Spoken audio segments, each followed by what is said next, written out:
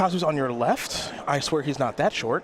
Zachary is on your right. He's lounging. Yeah, he is lounging back in that chair, is Kazu. The man with the best handwriting in the business. Yes. He should be teaching penmanship classes. Or is it calligraphy? I think it's calligraphy. Calligraphy. It's a great, I believe Calligraphy is a great stand-up album by Anthony Jeselnik as well. Don't know any about that. No. Don't know any about that. It's great, if that's the name of it. Yeah, nailed it. I was just told by my director. And it is great. In Ether Vial is where Zachary Koch will start. Arguably the best start for Death and Taxes.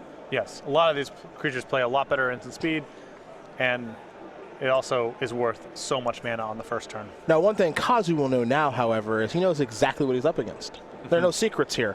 Only one deck does this. And so Kazu will probably have an idea of, you know, if I could win turn one, I'd like to. Don't have to worry about Force of Will, Daze, any of that nonsense. Because Thalia does cause some problems. We could also see a Blind Cabal Therapy potentially naming Thalia Guardian of Thraben, which would be great from bingo board. Just saying. Brainstorm right away. Interesting. You don't see this often, which means that he might be trying to just win the game right now. That's a possibility. He also may really be on the hunt for Cabal Therapy. Mm-hmm. If he's got a hand that can win easily without Thalia, but will struggle against Thalia, then you might want to go hunting.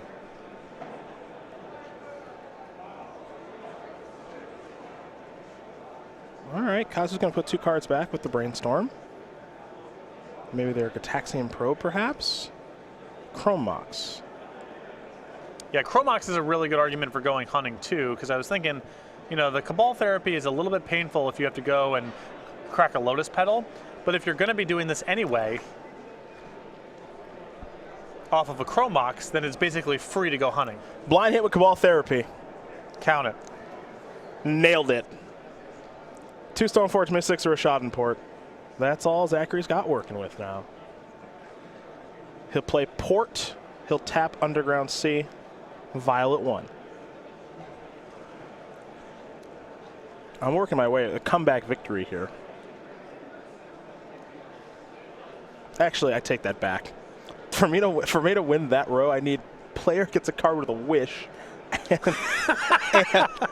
And player becomes the Monarch. So I'm not winning the top row of the team. Kazu Negri has 4 Burning Wishes in his deck. Oh, baby. Yeah, you're actually very good this round. Okay. Zachary does have Palace Jailer, too. And this is a matchup where you get all the time that you want That's true. Get yourself set up. That's true. 4 Wish version, huh? There's a Caracas. Recruiter of the Guard, searching for Palace Jailer, obviously. Probably searching for Sanctum Prelate. Let's take a look at Recruiter of the Guard. Actually going to get Thalia. Make life a little bit more difficult. Yeah, he may not have another turn, so you got to get some disruption right now. We'll be heading back Kazu's way. You see Recruiter to the Guard. 3 mana, 1/1 Human Soldier. When it enters the battlefield, you may search your library for a creature card with toughness 2 or less. Reveal it, put it into your hand, and then shuffle your library. So Zachary searched up a Thalia and then vialed it onto the battlefield. You said Burning Wish, right? We got any juicy targets there? Pyroclasm, maybe? There's Grape Shot, which is close. There's a very expensive Lotus Petal. Yeah, his way of clearing out here is Grape Shot. Okay. The follow-up is a Lion's Eye Diamond. And Kazu will just pass the turn back. And Zachary's going to put his vial up to 3. He'll draw a Flicker Wisp.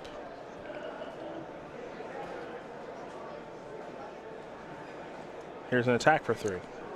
Go get the Mox. I kind of like that. A little bit. I mean, you can also just blank out your Recruiter, and that might be better. Get some more stuffs. Do like getting that land. Flicker Wisp after clearing end of turn triggers get the Mox. There we go. It seems a little more satisfying for you than a Wasteland. Yeah, this is more. It's more my speed. Here's a Port, going to go after Underground Sea.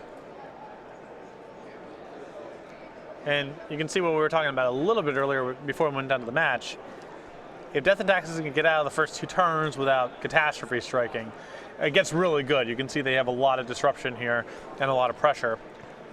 Koch was able to get out of those couple turns, and now he's got what appears to be a 3-turn clock, and successfully taxing Negri's mana on multiple fronts: Rashad Port, the Flicker Wisp, the Chrome Mox, and the Thalia. Ooh, Vial up to 4. Give me that Palace Jailer, Monarch, please. In. Sanctum Prelate. Good draw. Gonna name 2. That's gonna lock out Burning Wish, Infernal Tutor, Cabal Ritual. Those are the big ones, I think. Yeah, but those are really big ones. No way. Yes! And he's the Monarch. I am the Monarch. This is the luckiest thing of all time. Only person in the room playing Palace Jailer. Where are you? I'm 1 away. You're just wish. I'm just wish for the win now. Take a look at Palace Jailer. I would not have predicted that was the row you were going to win on. No, no. You become the Monarch. When Palace Jailer enters the battlefield, exile target creature an opponent controls until an opponent becomes the Monarch. Okay, sure. Here's a brainstorm. Nice. So what happens if you're the Monarch? I think that you draw a card every turn, and it switches if someone deals combat damage to you or something. Oh, so you just get to draw 2 cards a turn now? Yeah. That's kind of gas. I don't exactly recall. Okay.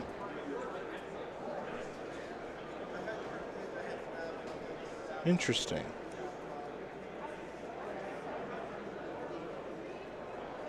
That'd be a great time to cast Burning Wish. No? Cabal Therapy. Oh, okay, sure. What do you name? Doesn't really matter I guess a whole lot. Three. Yeah, just get some info. Yeah. And we're done. Zachary Koch going to win game 1 here over Kazu Negri. I think solely based off of the Palace Jailer. I think is what did most of the heavy lifting there. It was a critical swing in the match. Yeah, I think that was pretty big. So nice draw there by Zach. These players are going to sideboard. We'll be addressing their sideboards in just a moment. But first, a few messages from our sponsors.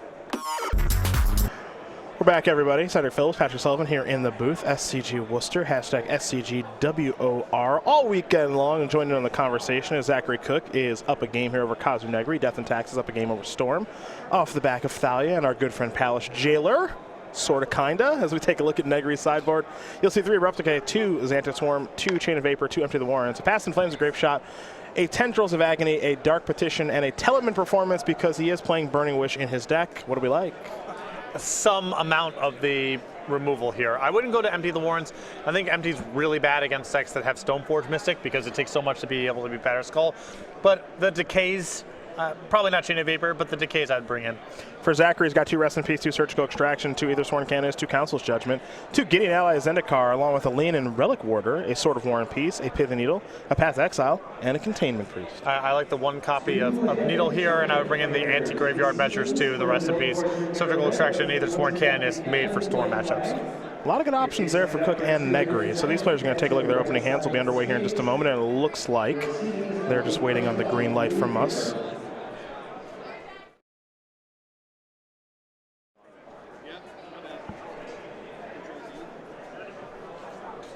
Be cutting down the match here in just a moment.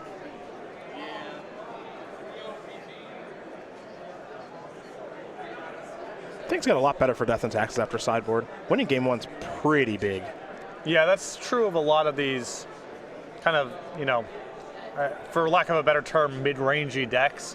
Is they have a couple of bullets in their deck to have an acceptable combo matchup, but some dead weight. And then in the post-board games, being able to cut the, inefficient cards and bring in anti-graveyard measures and more hate bears makes the matchup that much better. Basic Island there off of the Scalding Tarn for Kazu. Now there's a Brainstorm.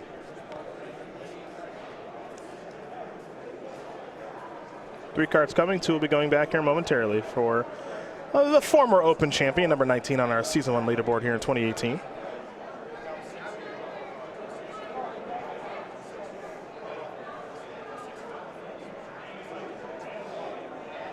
Bloodstained Mire, pass the turn back. Probably hoping to fade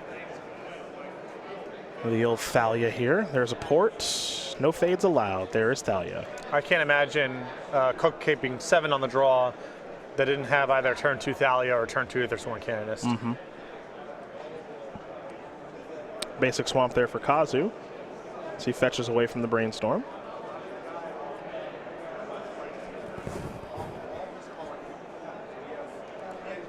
Kazu will be untapping here. And we'll head to his third turn of the game. See if he can overcome Thalia this go around, as he was unable to do so last game. Players in the 2 p.m.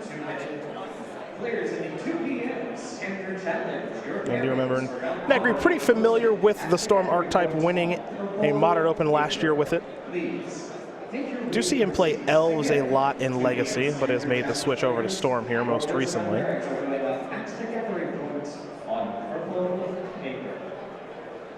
Here comes Thalia.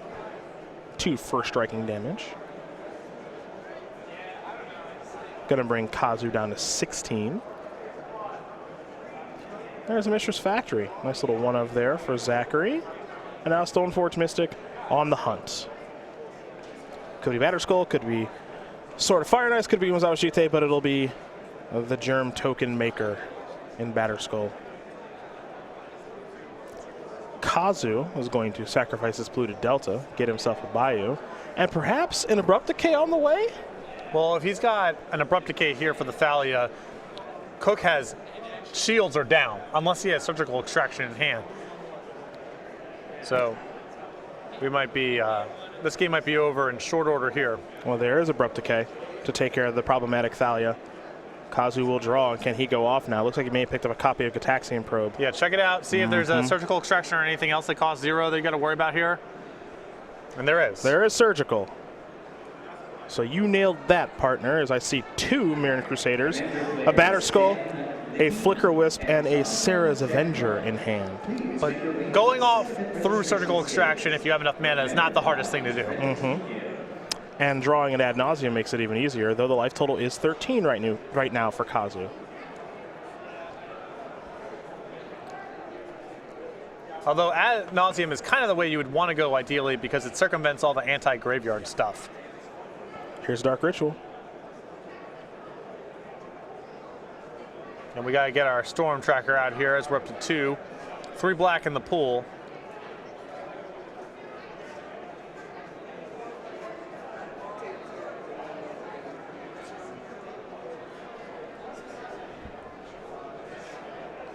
There's Lotus Petal. Let's make it Storm 3, shall we?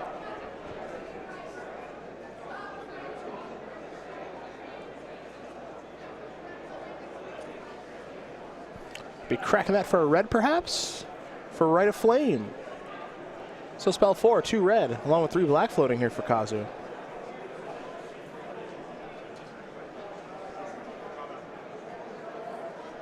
Lion's Eye Diamond, that'll be spell 5. Chrome Mox, no imprint will be spell 6. And now here's Ad Nauseam. And gonna do it with just so much mana too.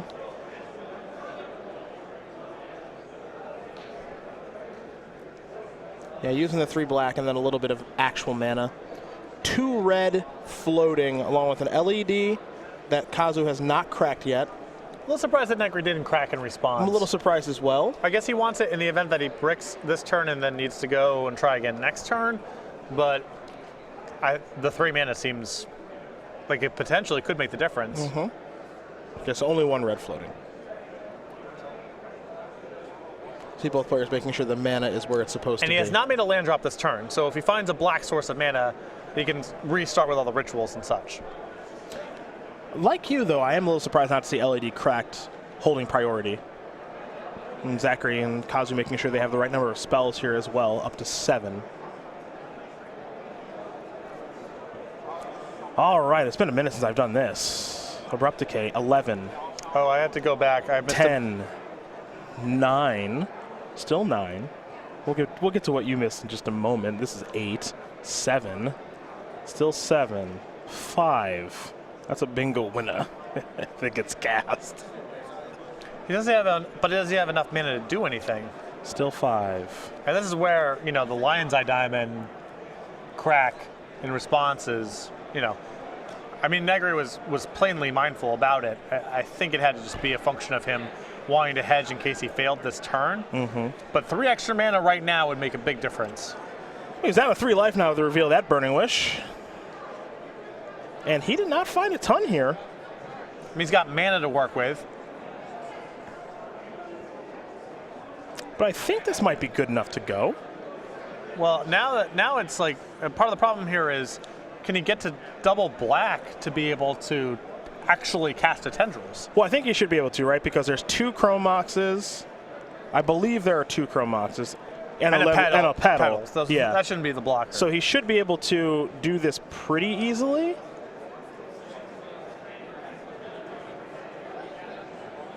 Not sure what he did with that Chrome Mox putting a Burning Wish under it. That was weird. Yeah, I mean that Mox was in play. Just yeah, so he can't do it with that one. So we'll mention that to the table spotter below. The Chrome Mox that he put the Burning Wish under, he can't do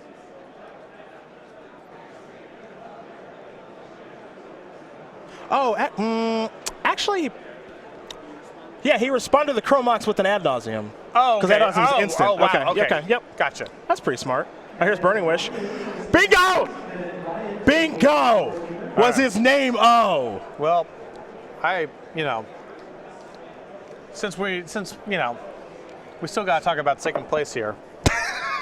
Player holds priority. Bump that one off. Yeah, okay. Knock that down. Last round, I'm sorry for those of you on Team Patrick, I missed. True Name Nemesis dies. That did happen via Council's judgment. That's true. That's true. But we're all done here. But Bingo was his name-o. Kazu Negri gonna wish for a Tendrils. That's game-o. We're all tied up. 1-1-0. Thank you, Kazu. And thank you, Zachary, for playing a Palace Jailer for basically no reason last game. And thank you, Nick Miller, for making the boards easy enough at this point that they actually get filled in sometimes. Though you got, again, you got an odd one here with player becomes the Monarch and a Wish being cast. Same row? Yeah. Same row, Nick? Unlikely, but that's why we play the games. That's why you play the game. Kazu Negri is going to win game number 2. They're all tied up here. We're going to take a short break. I'm going to celebrate some more. Be right back.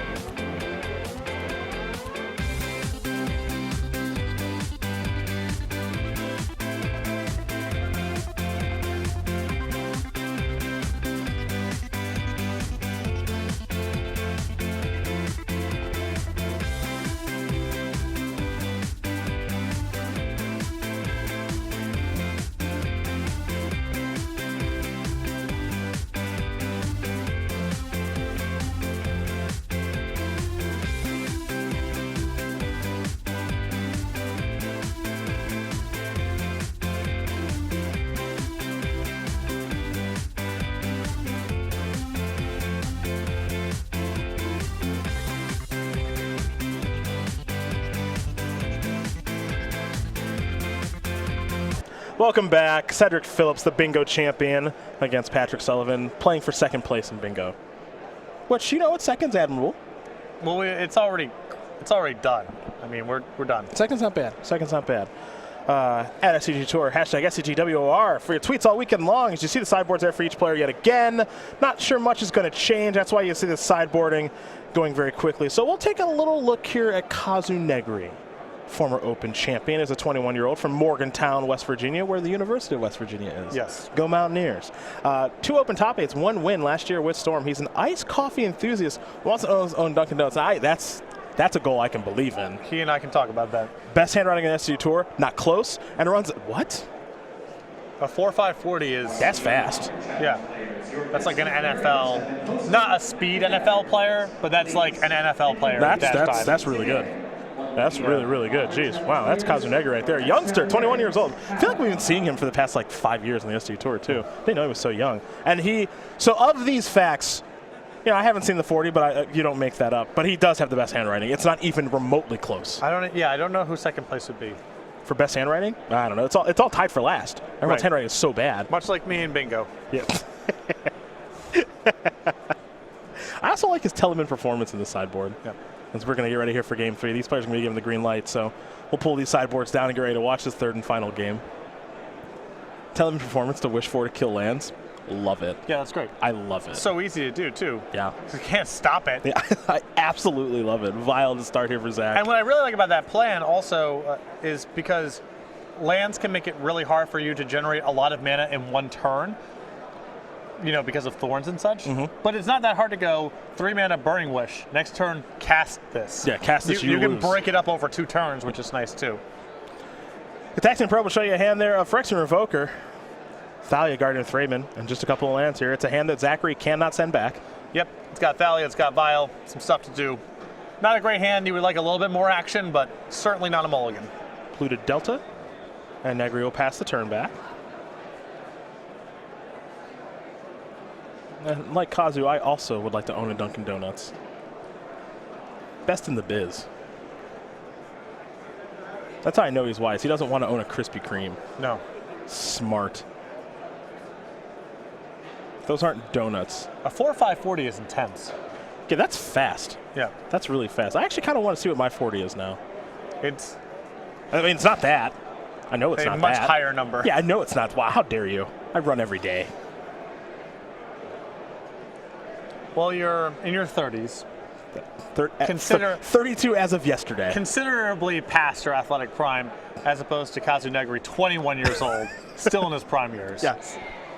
And a lot to look forward to. You had to live a pretty clean and healthy life to be able to run a 4/5/40. So you're saying the steak quesadilla I just ate does not count? And just the probably approximately 15 years of intense damage you did to your body with diet, lack of exercise, traveling to all these events. I've got really good hand coordination because of all the Magic Online I've played. Even if so that's something. Yeah.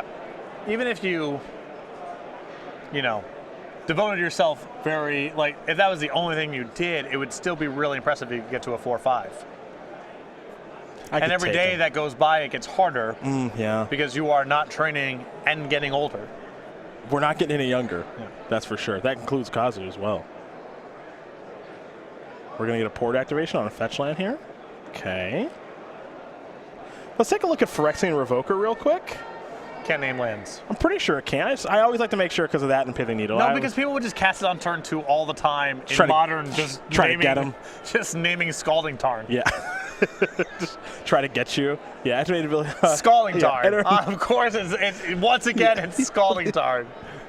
As battlefield, name a Scalding Tarn. Right. Activated abilities of sources with the chosen name can't be activated. It does work on Lion's Eye Diamond. Yes. That is worth noting. Chrome Mox as well. It doesn't say mana ability, so you can lock down a Chrome Mox. Various other mana artifacts. So, yep. Lotus Petal as well in this deck. Looks like a Transformer. And now we might see the Abrupt Decay and Let It Rip, as we saw in the previous game. Abrupt Decay, a really good sideboard card for this deck. Now keep in mind, I think this port activation was on Zachary's end step, so I think we're going to go Zachary's turn. Yeah, he's even no Thalia. He's got a Revoker. See what he wants to name with this. I'm guessing Lion's Eye Diamond. In the dark, it's the most mana. LED is the name. Vial up to 3 here for Cook. He's got a Sword of Fire and Ice in the hand. Just your Stoneforge Mystic. In for 2. That's the easy part, as Negri is going to fall down to 11. Wasteland in hand here for Zachary as well, so he's got his Mana Denial online. Port already on the battlefield. Wasteland in hand. Yeah, I guess you go out for Underground Sea here. That's a tough decision. Yeah, I guess the reasoning here is that you can't cut them off of black, so you might as well cut them off of red. But in the dark, the Underground Sea is the best land of the 3. I agree with that. There's also maybe an argument he had of trying to cut him off of a green source. No, because he's already. I don't find that to be that compelling because you've already. He's already cast an Abrupt Decay, and that's probably the only thing he can do with green. Okay. Yeah, I suppose I would have. I guess it depends what Cook's follow-up here is. The line that I went to would just be blow up the Underground Sea, plan on tapping the Bayou, try to prevent him from getting into his main phase with black mana, because when he has black mana in his main phase, he can start casting rituals and doing things. If he's only casting cantrips on the main phase, that doesn't really get him anywhere. So the blue mana is less of a priority. We had a Flicker Wisp, excuse me, on the end step to take care of the Underground Sea, and then Port is tapping the Bayou. So we're on Kazu's turn. I would be shocked if he could go off right now. No, I think he's wondering if he should Gitaxian Probe now or wait. Okay. Because if you Gitaxian Probe and you make a land drop, that could be better for long-term considerations. But it is 2 life you may not want to play, and it's 1 less on the storm count next turn should you have to go off next turn. Down to 9 goes Kazu. He'll get his land back. Now we're going to head back over to Zachary.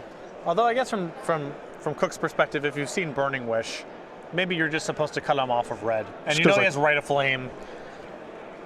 You don't know, Zachary doesn't know the exact sideboard that Negri's playing, but my instinct was immediately Pyroclasm, which would be great right now, you know? Yeah, my initial read might have been just thinking about this in terms of it being a regular Storm deck, but with Burning Wish, maybe the priority on cutting off red mana goes up.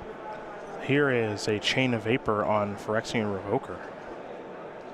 And you can sack a land to go back, but you can't bounce lands. Because otherwise, that's all this card would do, is we would just upheaval each other for a single blue. Now, I think what Zachary's looking at with Chain of Vapor is, can I sacrifice a land and bounce my own permanent? Maybe I bounce my own Flicker Wisp. Then that permanent's controller may sacrifice land. If he or she does, he or she may copy a new target. Okay, so yeah, you could do that if you wanted to. Upkeep, port you real good. Well, now, Kazu's got to go. Kazu will draw. It needs. You know, he's got to hope here that there's basically nothing going on in Cook's hand. And he knows that with Stoneforge plus equipment last turn. I'm down to 2 from this probe. He knows 3 of the 4 cards. The card he did not know is Sanctum Prelate, which is going to cause some issues here, I believe. Yeah. And the Vial's on 3, so Cook doesn't have to make a move until Negri starts making moves. And being able to go off through instant speed Chalice of the Void for any number is tricky. That's difficult. That's difficult. We'll see how Negri goes, how he proceeds. He was pretty well set up. If Cook drew a blank that turn, I'm pretty sure he could go off if Cook drew a blank. Then, you know. Yeah, I don't think there's any way to go off through this, and he's just going to concede the game. Couple Lion's Eye Diamonds in hand, an Infernal Tutor, needed a little bit more mana, needed the red source, it looks like, for Rite of Flame, just couldn't do enough, and Zachary Koch's going to win this game and match over Kazu Negri. 2-1. Death and Taxes moves on to 4-0. Storm falls down to 3-1. And Negri never really had a very explosive start, and I think